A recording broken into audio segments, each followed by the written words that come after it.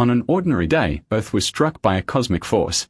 As it reached the city, a warning message was sent to everyone's devices. They were warned of an invasion by powerful aliens and were ordered to evacuate. But when the monster appeared, the alert stopped and it began destroying the city. Amid the chaos, a man stepped up, while the beast prepared to strike again. This man named Guy boldly declared that he would not be defeated. Despite his defiance, Guy was instantly devoured along with his pride. 10 years earlier, a colossal alien species known as the EVA had descended from space.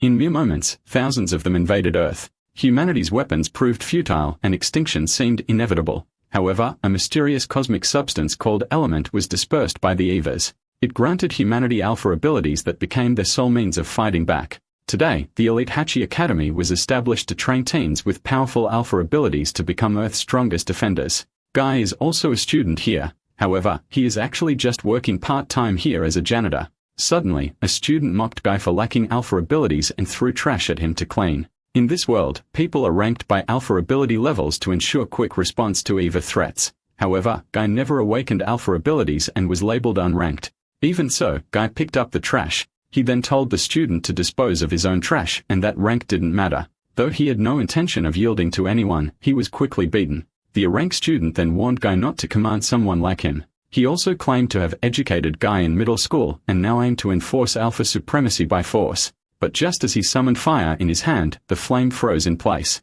Guy immediately took notice. The student turned in confusion and demanded to know who interfered. He then voice reminded him that alpha abilities are for fighting and not oppressing civilians. They turned to find it was Orurin, who's the S-rank Ice Wall Witch and a top Academy of Light. The aggressor quickly scoffed and accused her of acting superior. After his departure, Orurin approached Guy and picked up the trash. She then sternly reminded him not to defy those of higher rank. As she handed him the can, she reminded him that eliminating lower ranks was allowed in emergencies. After hearing this, Guy quickly grabbed the can and thanked her. However, he reminded her that rank and abilities don't matter because only actions define worth. Following that, he said he'd keep clean to support the 8 students protecting everyone. Puzzled, Orurin remarked that he was strange. As Guy went his way, memories from 8 years ago came flooding back. He recalled his mother comforting him and assuring that worth isn't defined by alpha abilities. She told him worth comes from actions and he just needed to be useful in his own way. Hearing this, Guy repeated her words until he finally understood. Hence, he decided to give it his best shot with his mother's full support. Unexpectedly, his mother fell ill. The doctor said her body couldn't handle her alpha abilities and there was no treatment. Meanwhile, Guy overheard nurses whispering he and his mother were worthless for lacking alpha powers. As a result, Guy questions the value of alpha abilities and rankings, yet he refused to let others define their worth and believed it came from actions, not powers. Back in the present, Guy gated his all in mopping floors, wiping windows, and clean toilets. By noon, he had finished the day's work. With that, he even planned to clean outside. Later outside, he saw other students were beginning their practical training. When monsters appeared, the instructor assigned each student a C-class EVA and ordered all B ranks or higher to defeat theirs within a minute. As the EVAs charged, Orurin erected her ice wall while the bully unleashed a mega flare. Together, they stopped their opponents with ease. The other students were amazed and convinced that even S-class enemies would be manageable. Meanwhile, Guy observed silently. After being stunned, he remembered the trash he still needed to throw, but a bright light appeared overhead. The light struck the city while nearly knocking Guy off his feet and leaving him disoriented. Following that, emergency announcements sounded throughout the school. They were warned of a nearby EVA attack, and all C rank and above were ordered to intercept. Meanwhile, Guy stared at the massive form of the EVA and wondered what kind of creature it was. Realizing that it was the strongest species, the students screamed in fear for their lives. Seeing this, Orurin tried to stop them and urged them to fight together to protect the citizens. Despite her efforts, the students continued running and shouting for help. Suddenly, one of them was grabbed by the EVA. Without remorse, the creature swallowed the student whole, then turned its gaze toward Orurin. Shocked, she realized for the first time that EVAs ate people. The EVA then charged at her and revealed a second head emerging from its mouth. Frozen in fear, Orurin couldn't move. Just then, someone stepped forward. It was Guy, who quickly threw a bag of leaves at the EVA. After the hit landed, he quickly scooped Orurin onto his back to escape. However, the EVA quickly recovered and chased them. Hence, Guy headed straight for the sewer entrance he had previously cleaned and minimized. Seeing the lid closed, the EVA was left stunned. In the sewers, Orurin asked why a janitor without alpha powers would risk his life, and Guy replied that he just did what he could. Moreover, he thinks that alpha ability is not needed to help people. Hearing this, Orurin thanked him sincerely for saving her. Setting that aside, Guy informed her that they would take the saws to reach the shelter entrance. When they emerged and opened the saw lid, they finally arrived. But the shelter doors were about to close, so Guy quickly shouted for them wait and let them in. But the students inside said the shelter was full and told them to try elsewhere. However, they recognized Orurin and immediately made room for her. Hearing this, Guy exclaimed that they were finally safe. But unexpectedly, the students pushed him back because he wasn't allowed inside. They recognized him as unranked and said there was no room for someone like him. Confused, Orurin quickly shouted that Guy had saved her and pleaded with them to let him in. She even offered her spot to him. With that, she reminded Guy that it's an order and he had to obey. Unfortunately, the ground around them began to shake violently. Hence, a student shouted the strongest Eva had arrived and ordered the door shut. Upon hearing this, Guy clenched his teeth. Without hesitation, he pushed Orurin forward, which took her by surprise. Nevertheless, he asserted that worth is defined by deeds and not by rank or alpha abilities. Despite this, Orurin attempted to stop him, but the door shut completely, locking him outside. After that, Guy turned to face the Eva. Looking up, he saw it preparing to attack. Nevertheless, he stood his ground and refused to retreat. He struck the Eva and was determined to fight on against the foe top-ranked fighters couldn't beat. Since for him, surrendering would also mean losing his pride. Unexpectedly, the Eva managed to catch him. As he was consumed, he told himself dying to save others was a worthy end, but he realized he was lying to himself when he believed in the value of action. After being bullied too long, he had actually longed for an alpha ability, especially to prove himself to those who had looked down on his mother.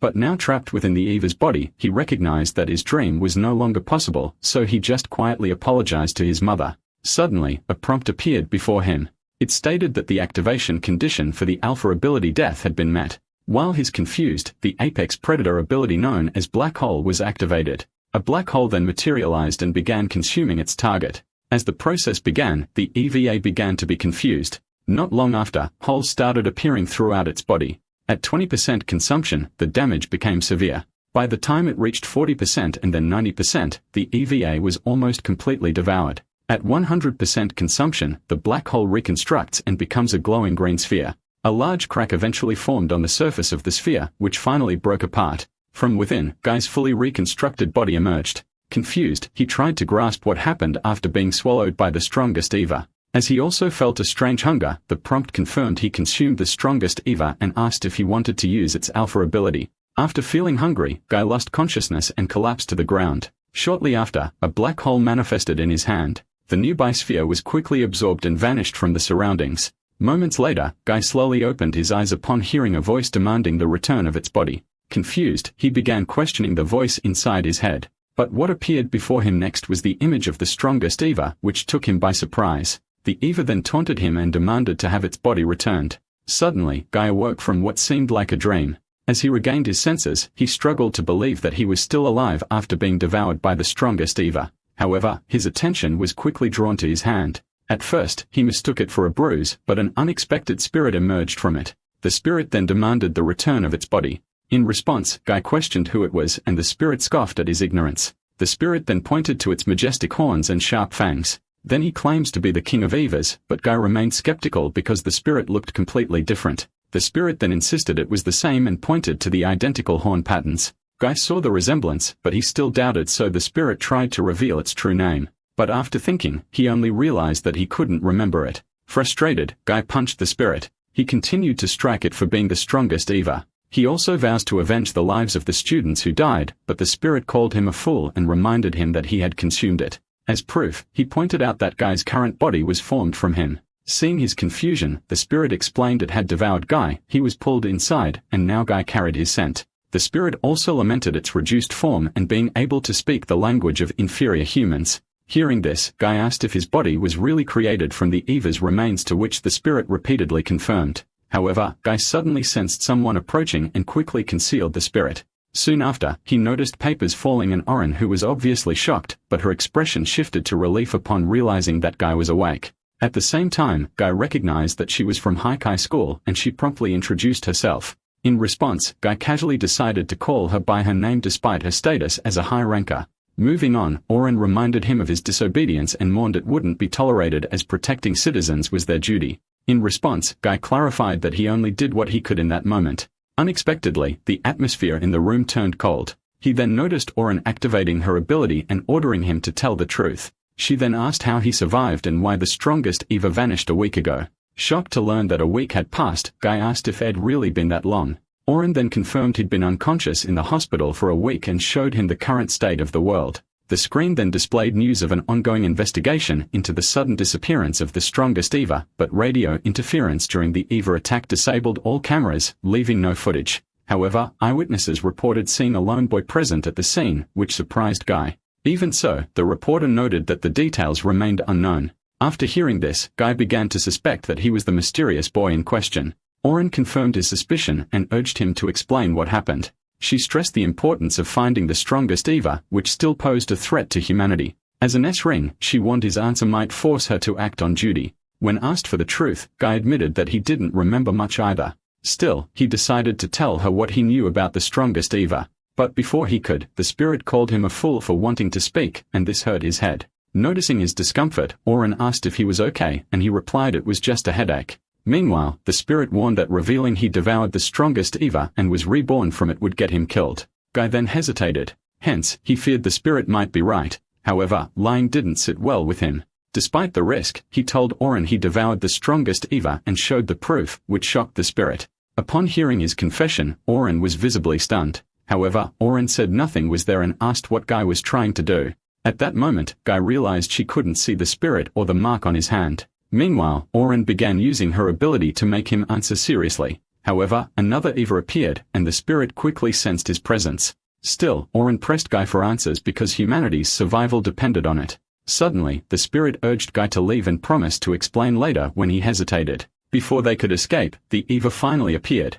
While Guy was still confused, the spirit said that they were too late. At the same time, Orurin activated her ability and formed an ice wall to protect them. While doing so, she noticed that the creature in front of them was also an Eva. Hearing this, Guy asked why it was there, but the spirit insisted he escape. The spirit then explained the eagle was beyond S rank and had tracked his scent. Noticing Guy's confusion, the spirit said most Eves on Earth were ones that had already defeated. However, this one sensed his weakness and came to consume him. So it was now after Guy's body, which left Guy shocked. As the Eva attacked, Orurin saw her ice wall, which normally withstands S-rank Eva attacks, begin to break. Soon after, Eva broke through it. Guy then pushed Orurin away and told her to run because Eva was after him. Surprised, Orurin warned him not to underestimate her as an S-rank protector. With that, she used her ability to summon 1,000 ice pillars. Hearing the Eva's pain growl, Orurin grew confident and vowed to defeat such Evas repeatedly. However, the Eva managed to dissolve her ice pillars. Shocked, she wondered if the Eva had melted them with heat. Setting that thought aside, the Eva began to retaliate. So Orurin quickly ordered Guy to hide behind her. Hearing this, the spirit told Guy that this was his chance. While the Eva's attention was on Orurin, they could escape. Unexpectedly, Guy attacked the Eva, and the spirit called him a fool. Orurin also saw this and told him to flee since he had no alpha ability. But Guy smiled and said he'd face the Eva since it was after him and he was just doing his part. As a result, the Eva's focus shifted entirely to Guy. However, this left him wondering what he should do next. Suddenly, he noticed a tree not far away. He decided to climb down there to find an area without people. But the spirit warned he might not survive and reminded him it was still his body. But Guy refused because he had no other choice, which frustrated the spirit. Focusing on his feet, Guy leaped into the sky. While he's on it, he realized he was flying. Amazed, he couldn't help but feel exhilarated. However, he soon began to wonder how he would land. As he started falling, the spirit ordered him to shut up, stay calm, and focus on landing. Guy then concentrated on his leg to steady himself. Following that, he quickly landed on the ground. Initially, he expected pain, but to his surprise, the landing didn't hurt. So he began to wonder why he was unharmed after falling from such a height. Hence, the spirit explained that he had lent in his power. Just then, a sudden explosion interrupted them. Moments later, the Eve approached, so Guy aimed to lead it somewhere empty. While running, the spirit suddenly offered to take over his body to defeat the Eve. But if he refuses, it's easy for their opponent to destroy them all. Hence, he gave Guy the choice to either risk everyone dying or let the spirit take over his body. Stunned, Guy asked the spirit what he meant by handing over his body. The spirit then said it was his original body, and he could now use it again. Moreover, he had lent Guy power for the jump, and he would have died without it. As the monster chased them, the spirit urged Guy to listen or die. Hearing he had to surrender his body to the Eva, Guy recalled those who had died because of them. So he then refused by saying the spirit might do worse, and he hadn't forgotten its wrongdoings. Suddenly, the Eva attacked and almost hit him. Surprised by the EVA's ruthlessness, Guy was reminded by the spirit that it knew the flames wouldn't kill its original body. Unexpectedly, they heard a woman scream. So Guy began to wonder if the people had failed to evacuate in time. While distracted, he didn't notice the EVA charging toward the woman. Nevertheless, he chased after it in an attempt to get its attention. However, the spirit told him to stop wasting time and insisted he surrender his body. Finally, Guy accepted that his body was made from the strongest EVA. So he then charged toward the enemy and punched it. However, nothing happened. So he was left confused about why his attack didn't work. In response, the spirit reminded him that without his will, he was just an ordinary human. Meanwhile, the EVA began to charge up a powerful attack. Seeing this, the spirit urged Guy again to surrender his body to handle the situation. Additionally, he warned that the hospital might be destroyed if they delayed. However, Guy silenced the spirit by squeezing it. Following it, he called him noisy and blamed him for the other EVA's appearance. Nevertheless, Guy chose to use the spirit's power without giving up control. Unexpectedly, the EVA's attack was about to hit them, so the spirit scolded Guy for risking their lives. But Guy responded that would only happen if the spirit refused to lend him power. Besides, he could just kill him to end the greatest threat to humanity, which scared the spirit. Reluctantly, the spirit asked Guy for his right hand and reminded him that it was only this once. After the spirit entered the black hole in Guy's hand, power began to well up from the pit of Guy's stomach. Hence, he decided to launch the energy upward to avoid hitting people or the hospital. After fully releasing the energy from the consumed strongest EVA, Guy hurled it skyward.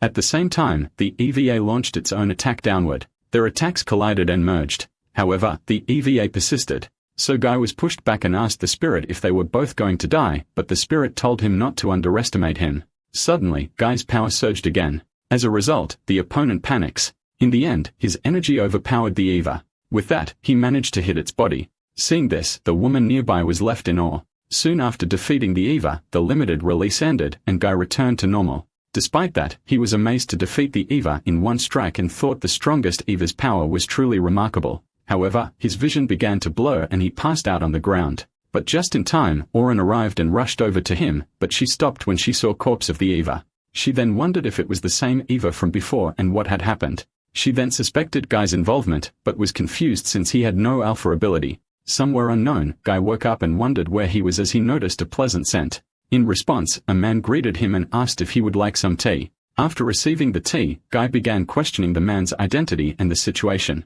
The man then explained they took him in after he was critically injured defeating the EVA. He also added they were in Hashi School's underground VIP shelter with top-tier defenses. After that, he introduced himself as Rio, who's an S-ranker commander and Hashi School's principal. Upon hearing this, Guy exclaimed that he had heard of Rio before. He recalled Rio as the strongest special soldier who defeated the strongest EVA 8 years ago.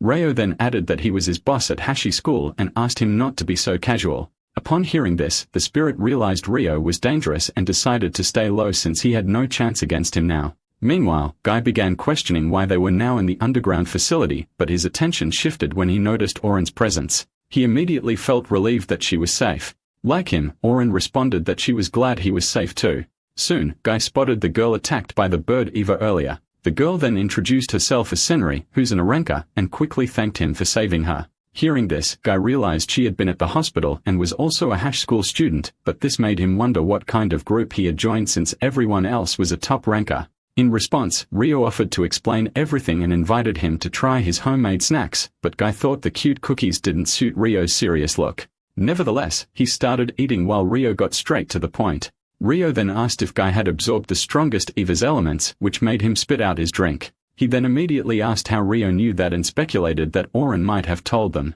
However, Rio clarified that Orurin hadn't said anything and they had simply been monitoring him. Seeing Guy go silent, Rio explained that element is a mysterious substance EVA has brought from space. It's the EVA's energy source and the origin of alpha abilities, but it can't be detected and is only faintly sensed by top rankers. However, Senri's rare ability lets her see and analyze elements, which is why she was assigned to monitor Guy. Hearing this, Guy realized helping Senri was no coincidence because they had been testing him all along.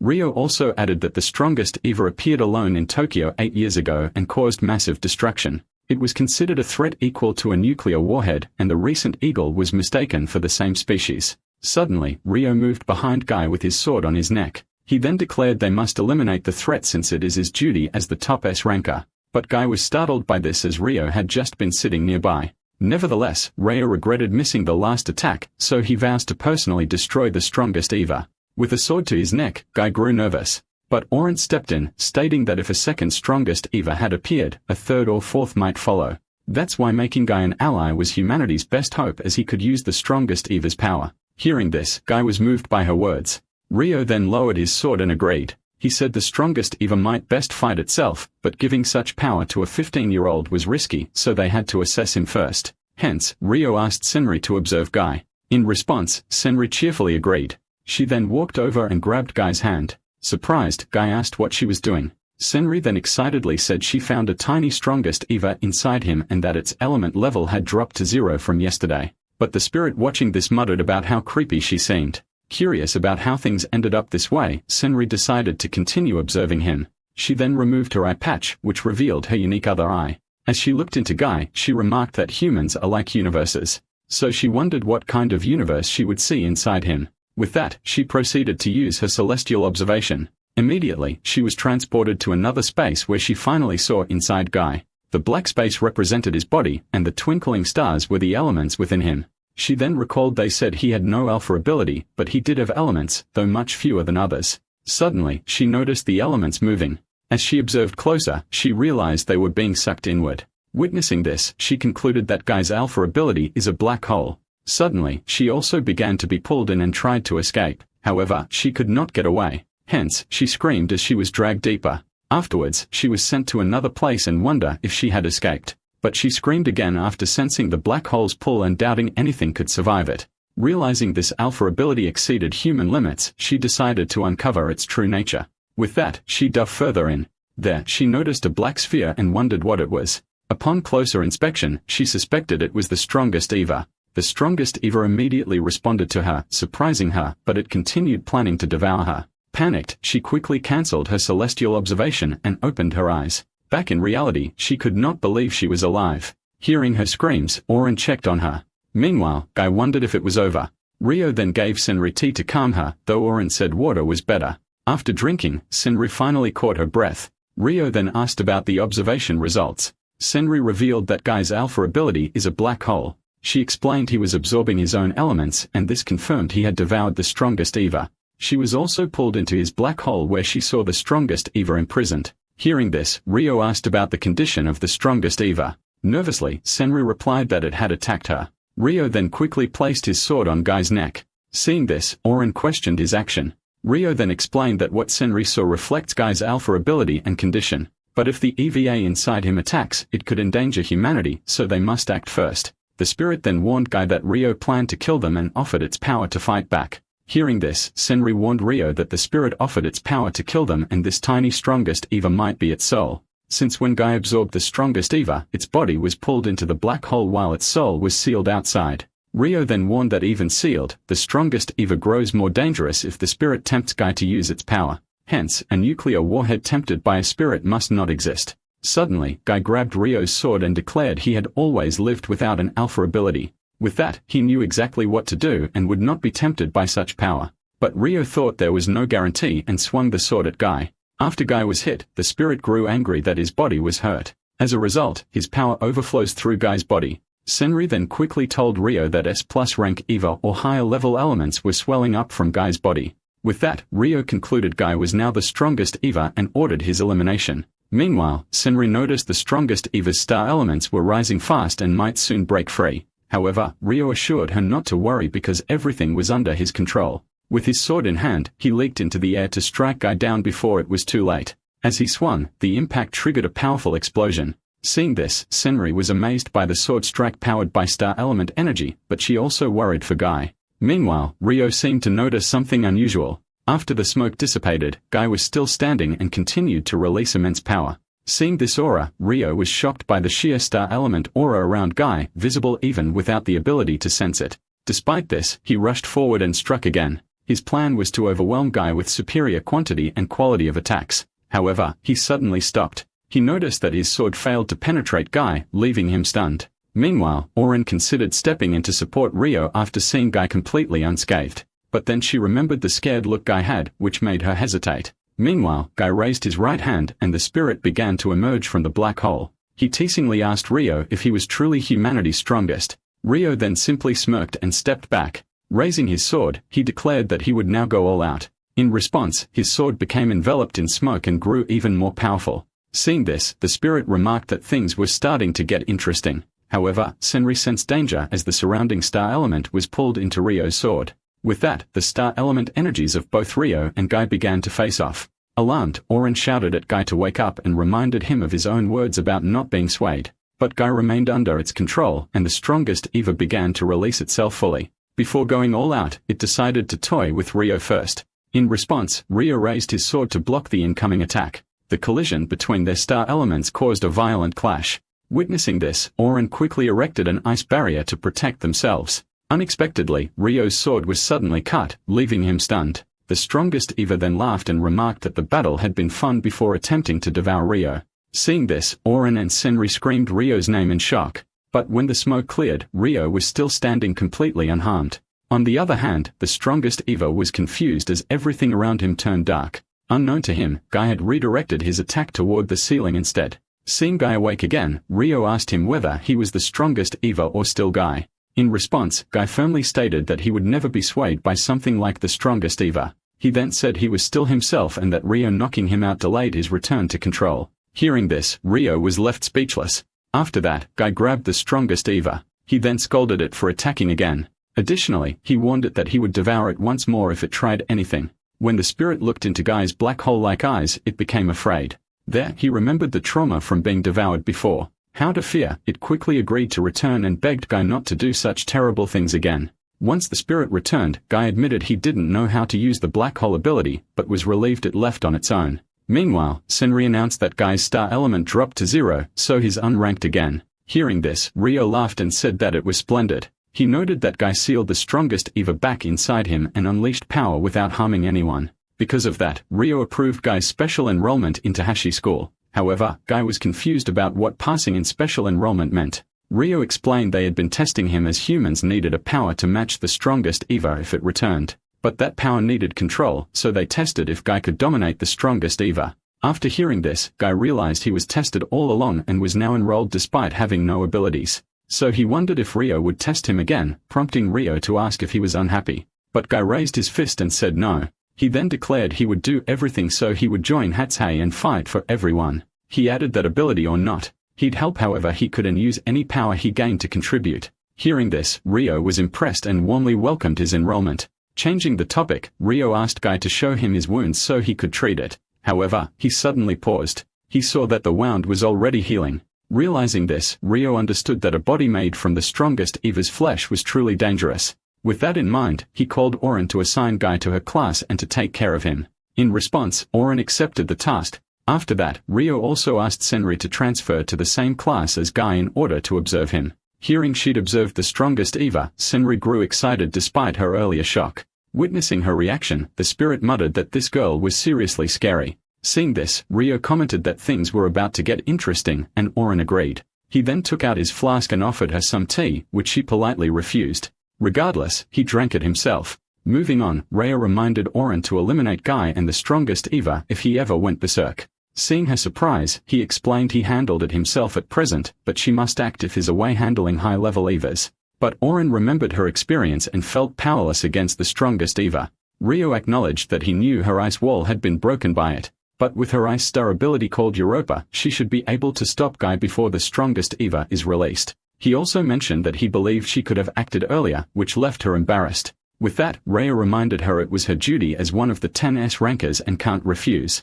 Hearing this, Orurin glanced toward Guy. Looking at him, she remembered how he had saved her life before. Even so, she pushed aside her emotions. She then solemnly vowed to eliminate Guy if the strongest Eva ever went out of control. She also declared that it was not only her duty as an S-ranker, but also her way of repaying the debt she owed him. Satisfied with her resolve, Rio called over to Guy. He then asked if he could feel the power in his hand, but Guy replied that he felt nothing. In response, Rio decided to give the others a mission before Guy officially enrolled at the school. He told them to teach Guy about star elements since he lacked alpha knowledge despite suppressing the strongest Eva. He also reminded them that this mission was critical for the future of humanity, and the girls responded with determination. The next day, Guy finally arrived at the special training ground. But when he reached the location Orurin had specified, he was surprised to find that it was a hot spring. With that, he began to wonder if he had come to the wrong place. But suddenly, someone called out and apologized for making him wait. As he looked up, he saw Senri and Orurin welcoming him to the training facility called Marihacha.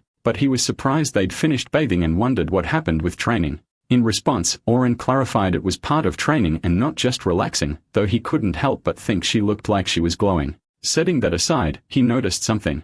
So he then proceeded to ask Senri if her leg was alright. She then explained that Ryo healed it with his alpha ability and it was just a fracture so it healed fast. Hearing this, Guy was amazed by alpha abilities and thought he had to master his own soon. In response, Senri approached him curiously to investigate his alpha ability. As she greeted the spirit, it immediately called her a perverted eye patch woman.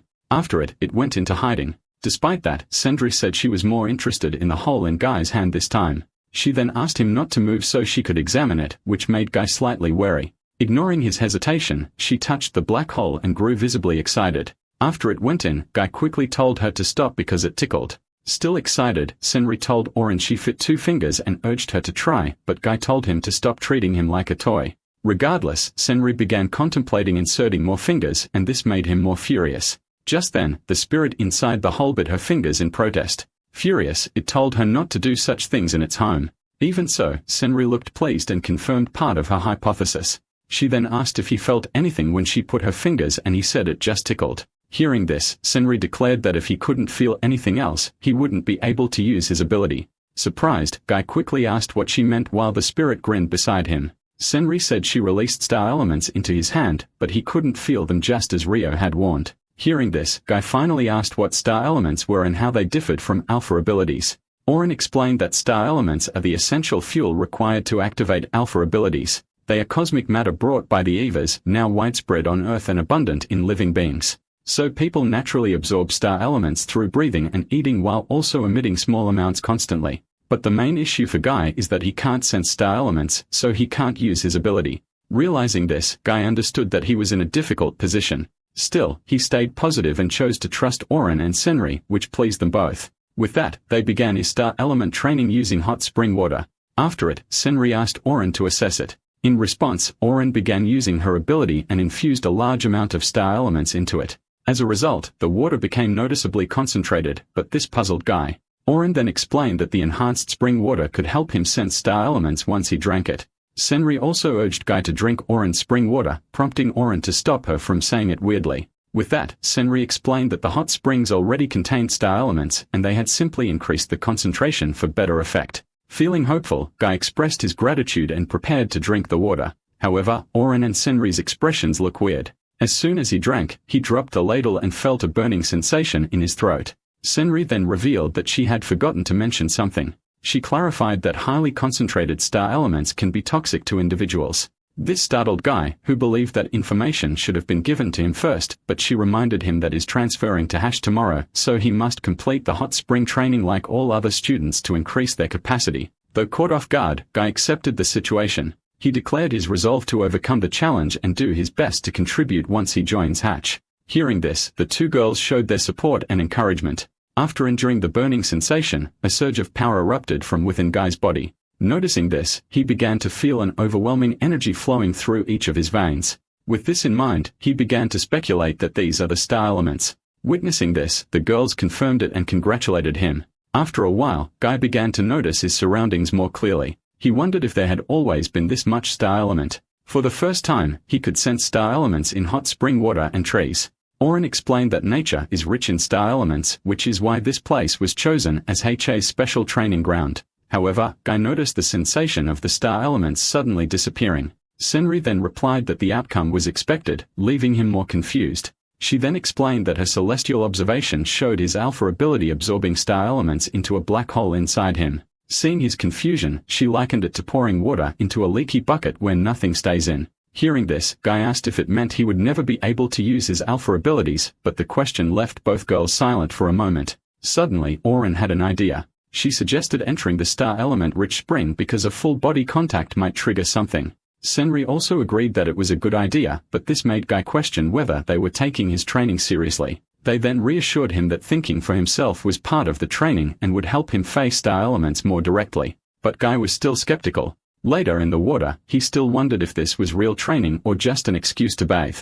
Meanwhile, the spirit expressed delight by saying that the star elements felt incredibly soothing. He remarked that those without talent must struggle, unlike others who could easily use alpha abilities in such a rich environment. With that, it laughed at Guy's inability to do the same. Annoyed, Guy struck the spirit and told it not to disturb someone who was being serious. Still, he admitted to himself that what the spirit said had some truth. Despite being surrounded by so much star element, he remained unable to do anything. Just then, the sound of flowing water interrupted his thoughts. In response, he immediately pushed away the negative thoughts in his mind. He then declared that his only redeeming quality is his unwillingness to give up easily, so he would do whatever he could. Meanwhile, at the women's bath, Orurin was busy scrubbing herself. Suddenly, Senri asked what to do since sensing star elements alone wouldn't let Guy survive at H without alpha abilities. But Orurin reminded her that alpha abilities depend on personal perception, so Guy had to face this alone. Senri then acknowledged that everyone's alpha abilities are unique, so teaching Guy her perception would just confuse him.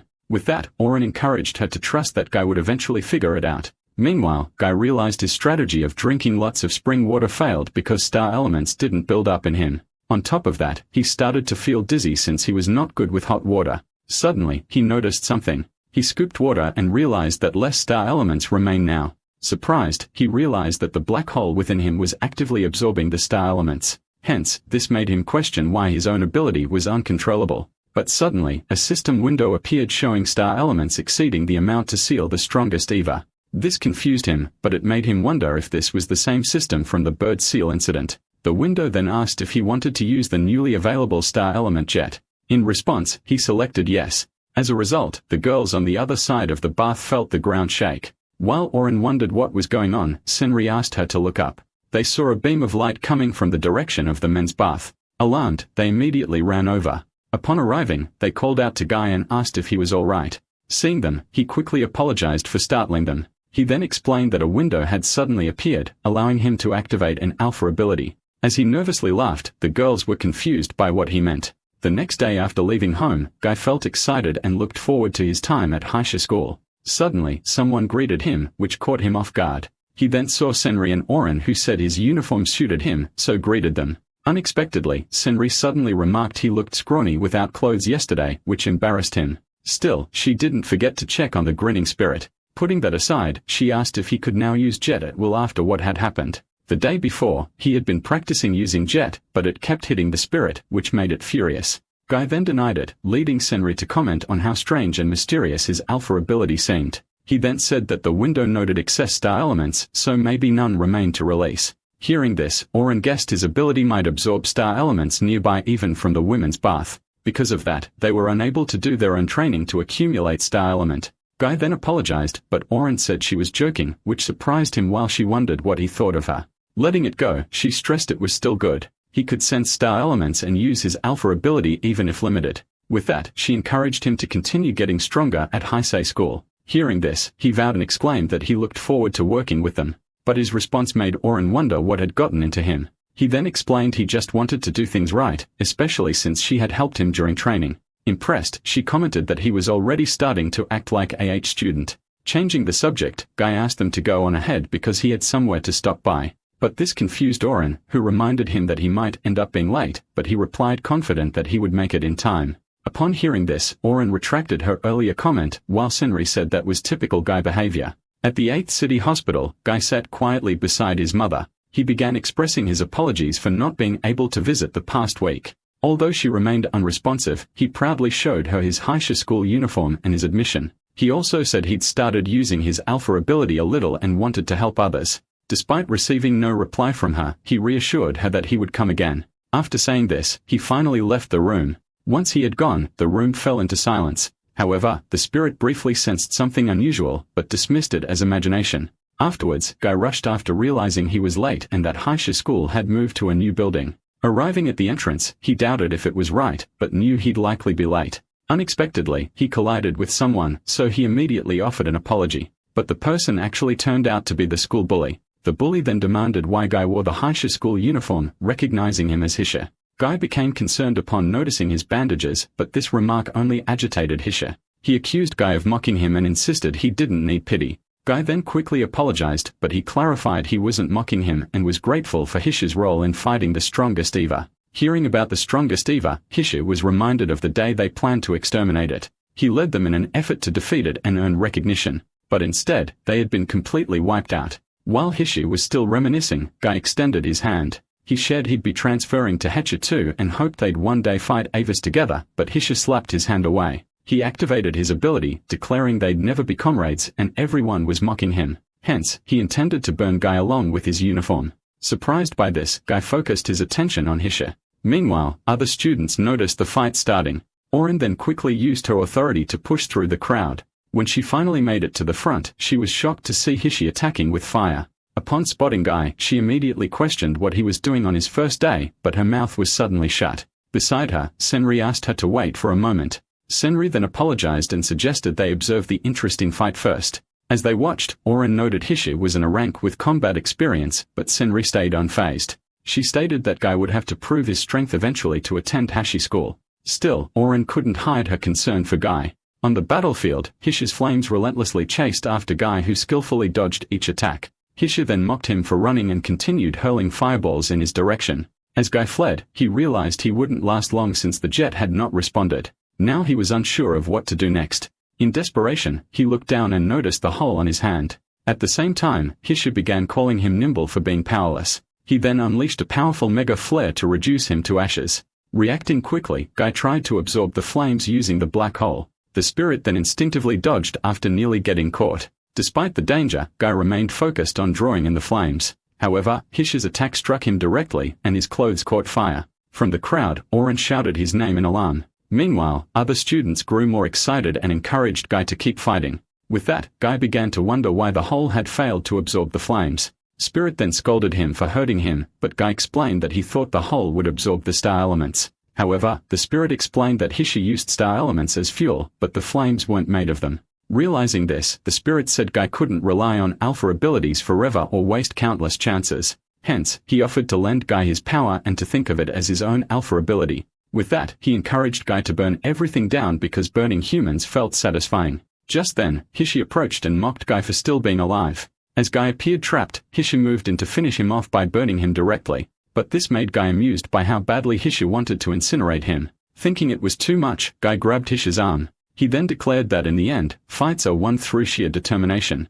Unfazed, Hisha told him to stop resisting and accept defeat, but Guy refused. Standing his ground, he faced the flame head-on. Unexpectedly, his ability suddenly activated. Hisha's flame abruptly went out. Confused, Hisha looked at his hand and wondered why his fire had vanished. Suddenly, the window appeared stating a small amount of star elements was acquired for one-time use, which surprised Guy. Guy then recalled the jet ability, but he hesitated because it was too powerful to use on someone. Meanwhile, Hisha began to question whether the star elements within his body had disappeared. Enraged, he tried to accuse Guy and charged forward. Just as his punch was about to land, Guy raised his hand. A brilliant light burst forth, blasting directly at Hisha. The beam hit him squarely and launched him into the sky. As a result, he was slammed back into the ground and knocked unconscious. From the crowd, Senri cheered loudly as Orurin noted Guy had successfully used the jet ability. Meanwhile, nearby students were shocked that Aran Kishi was defeated and wondered who his opponent was. However, even Guy and the spirit were stunned.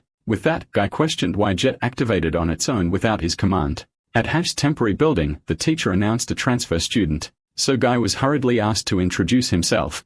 As the students saw him, they recognized him as Hisha's defeater and began whispering. After Guy introduced himself, he also apologized for being late and said he was pleased to meet them. However, the teacher gave him 10 laps to run after fighting and warned the class not to copy him. With that, Senri said Guy was entertained from day one, while Orurin was still stunned. Later, Senri greeted Guy while saying his A rank win and 10-lap punishment made a strong debut.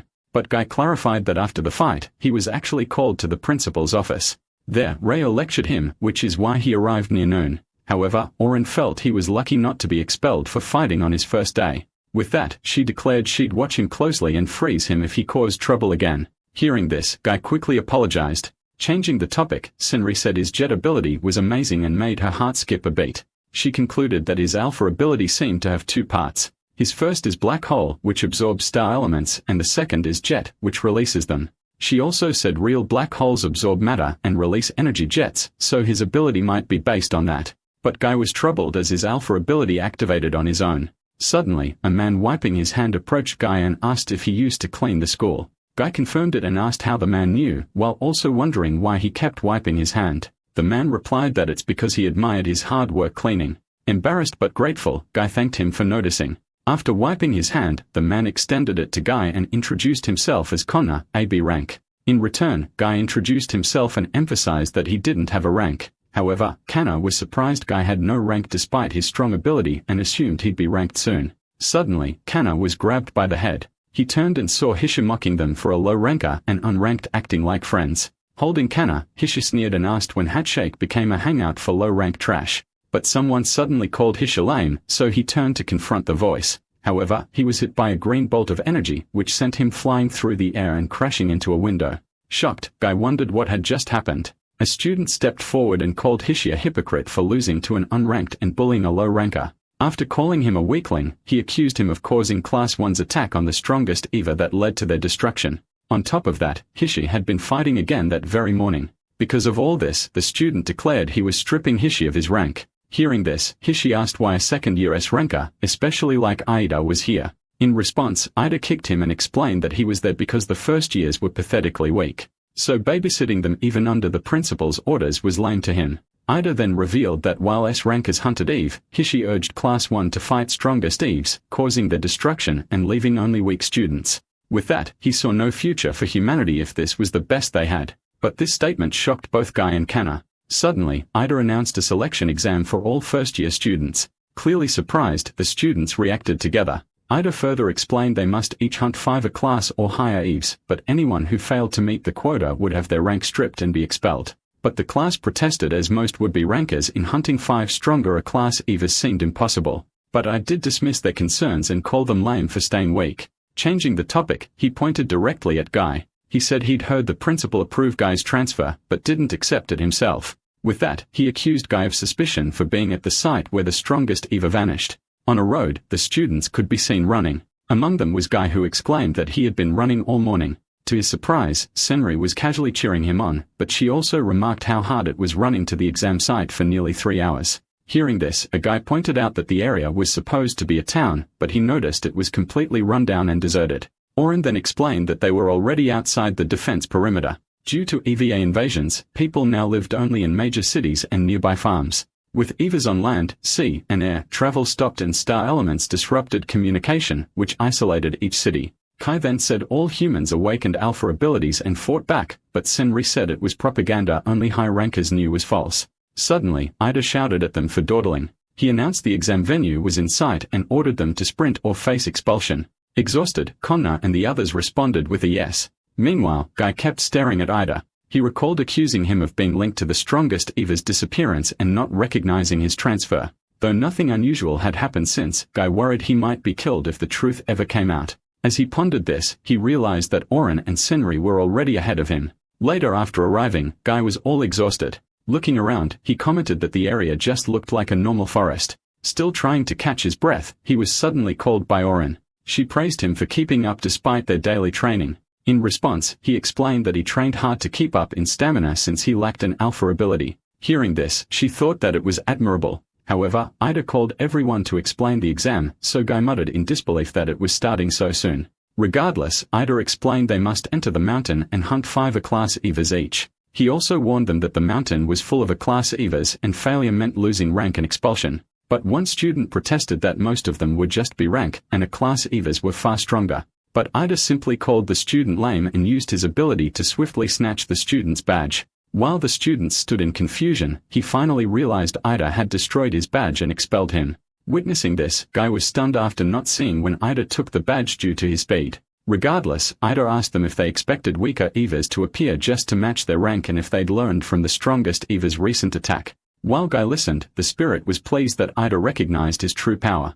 Ida then urged them to use their brains and alpha abilities to defeat stronger enemies or die trying. Reluctant at first, the students then steeled themselves and declared they were elite H students who would succeed. Seeing them run, Guy hurried after and was unwilling to be left behind. After they disappeared, Senri and Orurin wondered how many would meet the quota. But Orurin knew the danger since they had to defeat 5 tank level A-class Evas while B rankers were only foot soldier. Hearing this, Senri said it felt like an impossible game, which prompted Orurin to support to prevent needless deaths. However, Ida suddenly ordered them to stay behind for a special exam with him. Hearing this, both girls were shocked and realized their survival was now in doubt. Meanwhile, in the forest, Guy, who had sprinted ahead with determination, now wondered how he was supposed to find 5 A-class Evas in such a vast area. Hearing they were hunting, the spirit excitedly asked Guy to lend his body so they could kill Evas together. But Guy looked at the spirit with suspicion. He then recalled Rio saying after the duel that his resolve was admirable, but punishment wasn't enough. Hence, Rio ordered him to keep the strongest Eva's secret as other S-rankers might target Guy for elimination. Thinking of the strongest Eva and nearby S-rankers, Guy realized how many threats surrounded him. With that, he told the spirit he didn't need its power because he'd handle it himself. Hearing this, the spirit offered to help if needed and claimed to be on Guy's side. But Guy thought the spirit's words were far too suspicious. But suddenly, a scream rang out followed by a tremor, which alarmed Guy. Just nearby, a student had been cornered by a massive creature. Seeing it clearly, Guy realized it was an Eva, but it was far larger than he expected. Hence, he concluded that this must be an A-class Eva. Suddenly, the Eva raised its foot and struck the student. Upon closer look, Guy realized the student was Connor. He immediately called out to him, telling him to hang on while he rushed to help. However, he currently had 0 star elements and couldn't use jet. Given the situation, the only thing he could do was absorb star elements using Black Hole. As he touched the boar, it instantly sensed him. In response, it struck Guy and sent him flying into a tree. Seeing this, Kana immediately blamed himself. Meanwhile, Guy wondered how many bones he'd broken since he'd be dead if not for his body made from the strongest Eva. Suddenly, the spirit mocked him for losing to a weak Eva and urged him to use its power, but Guy simply told it to shut up. He declared that he didn't need its power and would defeat the boar on his own. Hearing this, the spirit let him be, but warned it would take over if he blacked out. So Guy then ordered the spirit to be quiet and just watch. As he charged forward, he actually had no solid plan to defeat the boar. Even so, he decided to do what he could and raise his hand. He cast his jet ability, and to his surprise, it finally activated. He realized he'd absorbed star element from touching the boar earlier. However, when jet hit the boar, it had no effect at all. With his star elements now depleted, Guy knew the situation was bad. Suddenly, several bubbles appeared and caught the boar's attention. Guy was also surprised to see them. Suddenly, the bubbles flew into the boar's eyes. In response, it charged after them and slammed into a tree. Seeing the opportunity, Connor called out to Guy and urged him to run. Realizing the bubbles had come from Connor, Guy understood the situation and ran toward him. Later, while they were running, Connor finally felt relieved knowing that Guy had escaped safely. He admitted that he was worried about what he would have done if Guy had died because of him. After thanking him, Guy then asked that the eagle from earlier was truly in a class. Connor confirmed it was based on its size and star element. Hearing this, Guy realized they could have died without the bubbles and asked if it was Connor's alpha ability. Connor explained the bubbles couldn't kill and seemed useless, and he kept wiping his hands because they leaked solution. As Guy listened, he noticed a bubble stuck to his shoulder. However, it wouldn't come off. As his finger got stuck too, Connor began to admit he had no talent for fighting Eves. Meanwhile, Guy noticed the bubbles wouldn't pop and were soaking into his clothes, but Connor continued to explain that he was planning to withdraw. However, Guy told him his alpha ability was amazing and could help defeat the boar. Confused, Connor asked if he had even been listening to him. After a while, they finally managed to escape. Guy then commented that the boar was insanely dangerous, to which Connor agreed. Setting that aside, Guy asked if Connor was really quitting Haisha school.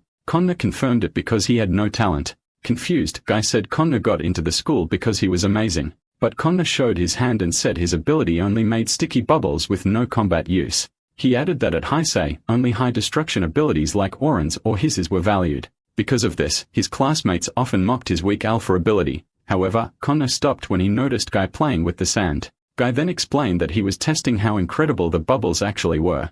Since when stuck to sand, the bubbles made the area solid and fixed instead of naturally falling apart. So to him, that was amazing and he believed it could be useful in EVA extermination. However, Connor shouted at him to stop and said he already tried his best, but it was useless. Frustrated, he asked why Guy stayed cheerful despite his alpha ability failing. Guy admitted that Connor was right, but he once heard that a person's worth comes from what they do, not what they have. He then asked Kana to team up since he had a plan to beat the boar. For it to work, he needs Kana's power. Hearing this, Kana was stunned. Afterward, Guy returned to face the boar. By then, the bubbles that had gotten into its eyes had already disappeared, but Guy had already accounted for that. With a stone, he threw it at the boar. The stone hit it, and the boar turned around. Seeing this, Guy shouted at it that the prey it had failed to catch earlier had come back. In response, the boar charged at him. While being chased, Guy yelled that the boar was coming. And just as he expected, it was fast. Earlier, Kana had apologized because he wouldn't go with him so as not to be a burden. Regardless, Guy had decided to do what he could. Determined, he led the boar on, but the boar managed to hit him with its tusk. Though injured, Guy stood up again since he was determined to hang on just a bit longer. However, the boar closed in. Unexpectedly, more bubbles appeared in front of the boar. Its feet got stuck, which enraged it even more. Guy was then amazed that the bubbles had slowed the boar down. Meanwhile, Kana kept showering the area with bubbles. He then shouted to Guy that he was too slow to follow, but he'd help from afar. After seeing Guy like that, he had no choice but to act and hoped he would hold on. Meanwhile, Guy believed he could do it now thanks to Kana's ability slowing the boar. Soon, he spotted a white flag. He then shouted that he'd finally found the handkerchief marker. Without hesitation, he leaped high into the air. As the boar looked up confused, the ground beneath it creaked and then collapsed. Seeing this, Guy shouted that it had fallen into the pit trap. Wasting no time, he jumped in after it while the boar was now unable to move. He then explained that the pit's adhesive bubbles trapped the boar, leaving it unable to move. He also added that Konna could do a lot like this by using his ability wisely, even without destructive power. With that, he activated his black hole and absorbed the boar's star elements. After finally retrieving enough to use jet, he activated it immediately. Then using his jet ability, he directed it on the boar. After that, Guy declared they had defeated in a class EVA. Unexpectedly, the boar began to glow. It then suddenly disappeared, causing Guy to fall on his buttock. As he felt the pain, he began to wonder what had just happened. Suddenly, he noticed something glowing. Looking at it, he realized it was a jewel-like, eye-shaped object. At that moment, Konna came down and asked if he was okay. Guidance said he was fine, but he was sore, and that the boar vanished leaving only a jewel. Upon seeing the stone, Kana quickly identified it as an element stone. He explained that when EVAs die, the star elements in their bodies crystallize and form these stones. He also added that element stones vary by EVA, and the boar's eyes likely held star elements. Hearing this, Guy finally realized EVAs become jewels when they die. Kana further explained that element stones are valuable clusters of star elements. They replenish star elements for alpha abilities or crafting powerful weapons. As a result, they are now worth more than any precious metal. Knowing this, the spirit planned to use it to move freely and destroy humanity, so he asked Guy to let him hold it. While grinning, he promised that Guy would not regret it, but Guy hit him and refused to give it up, saying nothing good would come from it. Noticing this, Kanan asked if something was wrong, but Guy said he was just talking to himself. Changing the topic, Guy credited Kanan for their victory over the boar. But Kanan replied it was thanks to Guy and also thanked him. After that, they continued their mission to defeat 9 more EVAs to meet the quota. Meanwhile, Ida had just used his ability on Senri. Now he doubted if they were true S or rankers and questioned the exam's validity. Seeing the 2 of them down, he doubted they could beat EVAs with this training. He then turned to Orurin and asked what she was fighting for. He noted that her alpha ability lacked killing intent and asked if she was spineless. Hearing this, Orurin recalled Ryo's order to kill Guy if he lost control. But Aida continued saying that she would die at this rate, which left her in silence. He then approached Senri and told her to stop embarrassing others. He revealed that he knew she had been hiding her alpha ability. In response, Senri admitted that he had figured it out, but Orurin was also shocked by this. Ida then ordered her to prepare because he wouldn't tolerate this disrespect. Suddenly, he noticed the moon and realized it was time. Soon after, the students who passed the exam finally arrived and gathered together. Though only 6 of 30 were present, Ida believed some first years were still decent. With that, he asked them to show the element stones for inspection. However, Guy and Kano asked him to wait. Guy immediately took the stones from his pocket and declared they defeated 10 class Eves together, so they passed. Upon hearing this, Ida asked if they had cooperated to hunt the Eves. Guy confirmed and explained that they were told to use their heads and alpha abilities. Reluctantly, Ida accepted the explanation. With that, he confirmed 8 passed by defeating 5 class Eves, each while the rest would be expelled. In addition, he emphasized that they'd likely die later if they couldn't pass this exam, which made Guy listen closely. Ida then tells them that most first-year classer was wiped out in the recent invasion after rushing in without a plan, and this left Orurin in silence. Following this, Ida said they must face stronger EVAs using teamwork and full ability, which the exam was meant to test. Getting to the point, he announced an operation to take down an S-class EVA Colony the next morning. But this announcement surprised everyone, including Guy, who looked confused.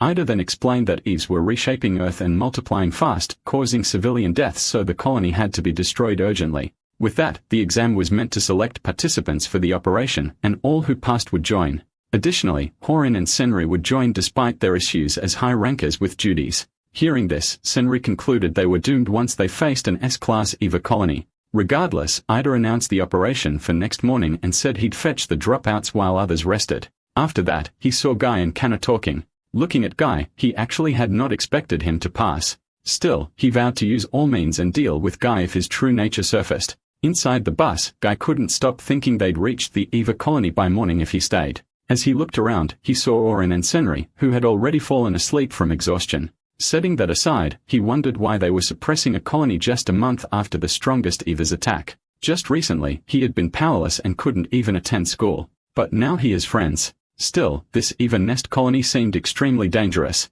Remembering Rio's warning, Guy knew he couldn't use the strongest EVA's power. With that, he doubted winning with just his jet ability and if he could still store star elements. While thinking, he remembered his mother's words that worth is shown through actions. So he then began to worry about his mother if he died. Clenching his fist, he questioned what was wrong with him. Noticing Guy trembling, the spirit suddenly came out. He then said he had existed longer than humans could comprehend. He fought many EVAs and saw that those who trembled rarely reached battle. Instead, they would beg for their lives immediately. The spirit then prophesied that Guy would soon rely on his power. As he faded into the hole, he said he looked forward to it. Guy then tried to call him back, but he just proceeded to clench his hand and stayed silent on the bus. Soon after, the bus came to a stop. Upon arrival, Aida immediately ordered everyone to move. Senri followed without hesitation. Alongside her would be rank students Kanna, Yomino, Tada, Ritsu, Ken, Koishi, and Hazel, who was in a rank. After a short walk, they stopped again. Ida then said that the S-class EVA Colony was in the cave ahead. He explained the EVAs knew they were there but stayed hidden, so they had to be prepared. He then ordered Konna to explain the characteristics of the nest colony. Konna replied that the nest colony was thought to recreate the EVA's home planet. Moreover, it was filled with enemy elements that limited humans to 30% power. Ida then confirmed Konna was right and that he understood well for someone so lame. With that, he stressed that modern weapons, bombing, or burying are useless against EVAs. Therefore, only the alpha ability using star elements can take down an EVA. Moving on, he ordered Senri to step forward. Senri then removed her eye patch and noted that an S-class EVA nest would be tough. Still, she thought it would be fun. Using her eye, she activates her celestial observation. With this, she was able to see through the nest. As she looked, she noticed the maze the Avis built and saw the dense star elements made visibility poor. Upon seeing an A-class Avis inside, she called it Bakeville ants for their two-legged form. Hearing this, Guy admired Senri's skill while Konna explained she used star elements to detect beings and terrain. Meanwhile, Senri reported that the maze's layout was becoming clearer. Finally, she also found the S-class boss and called it the mother of the Bipdal ants. However, she sensed something wrong when another EVA appeared. It abruptly grabbed one of the ants and began devouring it. Following that, it looked at her as if sensing her presence. Alarmed, she quickly deactivated her ability. She then proceeded to report her findings to Ida. She said this was the nest of an S-plus class humanoid EVA that appeared 3 years ago and caused massive damage. But with their current forces, they would be annihilated and must retreat immediately. Hearing this, Guy felt a wave of nervousness. Just like him, the other students were also surprised by the humanoid. However, he wondered what S+ meant since he thought S-class was the highest. Hearing this, Kanna asked how he got into Haishi school without knowing. Nevertheless, he explained combat ranks go from S to F, and rankers can defeat EVAs of their class. Currently, there are 10 touch rankers who can defeat S-class EVAs and the limit of human strength. But the humanoid in this nest is an S+ EVA that are beyond S-class. With great power and advanced intelligence, it once took 2 S rankers to barely defeat one. Senri then added that the humanoid was likely breeding and consuming other EVAs. Therefore, this place is an S-class EVA farm made by the humanoid, whose power far surpasses many S-class, and they must retreat. Upon hearing this, Ida understood and said he'd give his conclusion based on her analysis. He then declared that the operation would begin immediately, which surprised Guy and Kanna. Ida explained that the humanoid grows stronger by absorbing star elements, so they must strike now before it gets worse. Thus, they will defeat the humanoid with their current team. Hearing this, Guy recalled the spirit's prediction that he would rely on his power. Refusing to give in, he slapped himself to snap out of it. Seeing this, the others began to wonder if he had lost his mind. On the other hand, Guy admitted that he was scared to fight too, but he said he would still go and do whatever he could. Since if going now meant helping, he would go and do his best. Hearing this, Orurin was stunned at first, but she soon smiled after getting courage from him. With that, she asked Ida to let her take the lead as an S ranker. Hearing this, Ida was pleased and told her to show what a hatch student is. Without hesitation, Orurin moved forward while Guy watched her. Facing the entrance of the cave, she activated her ability. Seeing this, Guy noticed a huge gathering of star elements around her. Following that, Orurin then opened her eyes and cast Eye Star. The ability quickly surged into the cave and reached the area where the bipedal ants were located. In an instant, she managed to freeze them and their surroundings. Seeing this, Guy remarked in awe that the cave was completely frozen. But Senri corrected him because it wasn't just the cave, but all the class Eves and enemy elements had stopped. With that, she said Orurin's alpha ability truly stops everything that touches its cold air. After knowing this, Guy was amazed by the real strength in S-Ranker. Suddenly, Ida called their attention. He explained that Orurin neutralized the enemy elements which allowed all to use their alpha abilities. He also reminded them that they got 2 S ranks, which are Orurin and himself. There's also Senri who sees through the colony and elite students who passed the exam. Meanwhile, the enemy only had 1 S+ and 1 S-class EVA, so they had the upper hand. With that, he declared that he and Orurin would take down the humanoid, while the rest fought the S-class EVA called Mother. After saying this, he encouraged everyone to show the pride of Hashi School students, and everyone agreed. Meanwhile, the humanoid continued devouring weaker EVAs. However, it sensed someone coming. While on the way, Ida said they'd evacuate after defeating the humanoid. In response, everyone agreed. Meanwhile, Guy was amazed that the cave and all the Eves were frozen by Orurin's ability. At the same time, Senri told Ida the path split ahead and the correct way was left. Following that, she notified them about 4 class EVAs on the ceiling. As the EVAs launched their attack, Tada raised his hand and used Shotgun, which a rapid fire star element ability. Kushi then used Petrification, which allows her to petrify anything she touches. Ritsu also activated Star Scythe, which forms scythes from star elements. Likewise, Hazel used Explosive Kick, which made her kicks dead net on impact.